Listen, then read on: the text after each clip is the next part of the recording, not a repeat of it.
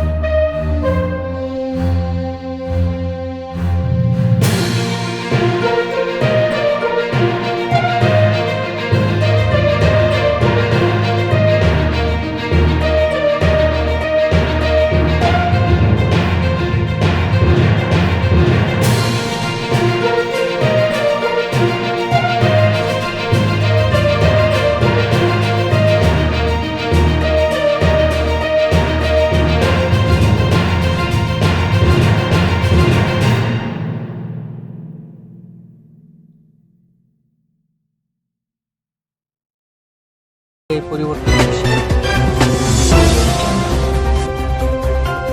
দেশে ৪৯ ডিগ্রি জলবায়ু সংকটে কি আমরা প্রস্তুত?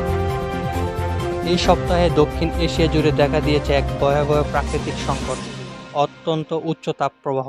দিল্লি, রাজস্থান এবং পাকিস্তানের সিন্ধু অঞ্চলে বিদ্যুৎ বিভ্রান্ত, পানির তীব্র সংকট এবং দাবানল পরিস্থিতিকে আরও বিপজ্জনক করে তুলছে। অনেক শহর, স্কুল বন্ধ করে দেওয়া হয়েছে, লোকজনকে ঘরের বাইরে না যেতে অনুরোধ করা হয়। জলবায়ু বিশেষজ্ঞরা বলছেন এটি কোনো সাধারণ গ্রীষ্ম নয়, এটি জলবায়ু পরিবর্তনের পরিণতি এবং ভবিষ্যতে এমন দুর্যোগ আরও ঘন ঘন ঘটবে।